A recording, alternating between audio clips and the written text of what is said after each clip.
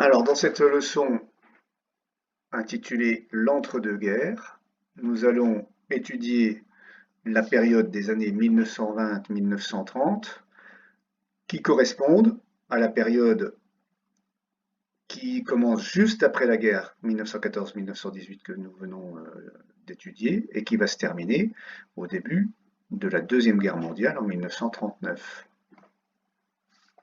Alors, quelle est la situation de la France en 1918?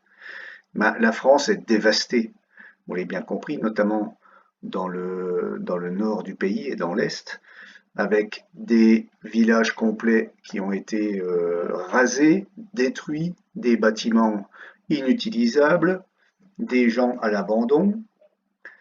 Il faut savoir également que de nombreuses routes sont détruites, ont été bombardées, hein. Et par ailleurs, on déplore 1,4 million de morts. Donc tous ces hommes morts au combat ne sont plus là pour travailler, pour accompagner leurs familles. Il y a des millions d'hommes blessés ou mutilés, on les appelle les gueules cassées, qui ont pris des éclats d'obus, qui ont sauté sur des mines. Donc ces gens-là ne vont pas pouvoir retravailler. Donc il y a beaucoup, beaucoup à reconstruire. La France est dévastée. D'ailleurs, pour faire honneur aux poilus morts pour la France, dans tous les pays, dans tous les villages de France, vous le connaissez, celui de Corcieux, à côté de l'église, il y a un monument aux morts. Le monument aux morts sur lesquels sont écrits les noms des soldats morts pour la France au combat. Donc celui-ci à Corcieux, il y en a dans tous les villages de France.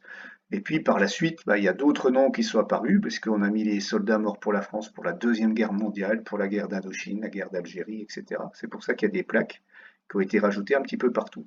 Mais au départ, c'était pour la guerre 14-18. Ces soldats-là, ce sont des poilus. Donc des monuments aux morts, pour les enfants morts pour la patrie. Et puis, pour célébrer de manière officielle et nationale tous les morts pour la France, on a fait la tombe du soldat inconnu. Un soldat qui n'a pas pu être identifié, tiré au hasard, il y en a eu beaucoup, des corps comme ça, a été enterré sous l'Arc de Triomphe à Paris. Et chaque année, une cérémonie consiste à rallumer la flamme du soldat inconnu qui brûle en permanence et autour desquels on dépose des gerbes. Donc ça c'est à Paris. Vos camarades qui allaient à Paris à l'époque ont pu s'y rendre dans les années passées. Alors, que se passe-t-il dans cette France dévastée en 1919? Eh bien, il y a beaucoup de soldats qui retrouvent leur foyer, leur famille, leurs femmes, et ce retour fait craindre le chômage.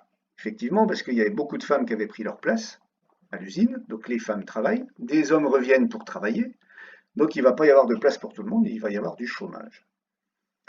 Et à cette date, les Français n'avaient comme repos hebdomadaire que le dimanche, hein.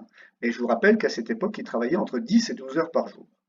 Il va y avoir des manifestations et des demandes pour que la journée de travail soit réduite à 8 heures, c'est-à-dire 48 heures par semaine. Donc vous voyez ici des affiches qui demandent de réduire les heures de travail. Quand on travaille beaucoup, la famille est triste, l'homme est fatigué. Quand il travaille moins, la famille est heureuse, le papa peut s'occuper des enfants. Une affiche ici qui réclame les 8 heures. Vous voyez les ouvriers qui tirent vers 8 et les patrons qui tirent vers plus que 8. Ici une autre image où on peut voir un ouvrier qui se repose. Donc les ouvriers demandent à pouvoir travailler 8 heures au lieu de 10 ou 12 sans diminution de salaire. Et cela pour qu'ils soient un peu moins fatigués, mais aussi pour favoriser l'emploi. Parce que si on travaille moins et que l'usine doit faire le même travail, on va recruter des nouveaux ouvriers. Donc ça va créer de l'emploi. C'est la fameuse loi des 8 heures qui est revendiquée depuis très très longtemps par les ouvriers et les syndicats. Les années 20, elles, on va les appeler les années folles. Donc les années 20, c'est les années 1920 jusqu'à 1930. Le mode de vie des Français va peu à peu se transformer.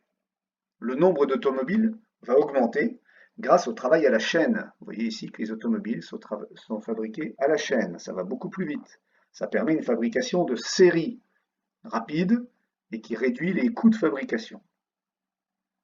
À la maison, de plus en plus de foyers ont l'électricité et le gaz. Ça se démocratise, ça devient normal. Et du coup, les gens ont aussi des loisirs. Par exemple, ils vont aller au cinéma. Alors attention, au départ, c'était le cinéma muet. Après, ça a été le cinéma parlant. Là aussi, il y a des progrès. Le parlant, il vient seulement dans les années 1920, 1929, pardon. Donc avant, c'était le cinéma muet, comme quand vous regardez Charlot, par exemple. Et la radio aussi, qui entre dans les foyers. On peut écouter la radio. Vous voyez ici des enfants qui vont écouter la radio. Donc on peut avoir les informations, on peut avoir des programmes de radio, et ça va permettre aussi qu'il y ait de plus en plus de variétés et qu'on écoute des chansons. Ce qui fait qu'il y a des chanteurs qui vont devenir des vedettes, comme le célèbre Maurice Chevalier et son chapeau ici, qu'on appelle un canotier.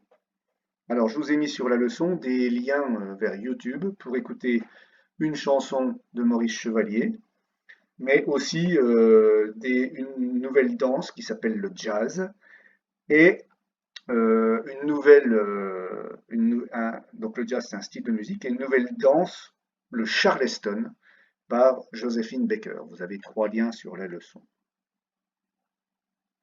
Enfin, l'aviation se développe. Il y a des lignes aériennes régulières qui relient les capitales européennes entre elles. Par exemple, on peut prendre l'avion pour aller de Paris à Londres, de Paris à Madrid, de Madrid à Berlin, etc. Et puis, il y a des records qui sont battus. Donc, le fameux record ici de Lindbergh qui traverse l'Atlantique, donc des États-Unis jusqu'à la France, en 33 heures et demie. C'est un record à l'époque. Et puis, eh bien, comme tout va bien dans cette période des années 20, il y a certains sports qui prennent naissance, qui se développent, comme le foot, le rugby, ici le cyclisme avec le célèbre Tour de France, et qui deviennent extrêmement populaires. Voilà pour aujourd'hui, on va donc maintenant compléter le recto de la leçon, c'est-à-dire les paragraphes 1 et 2. On verra la suite la prochaine fois.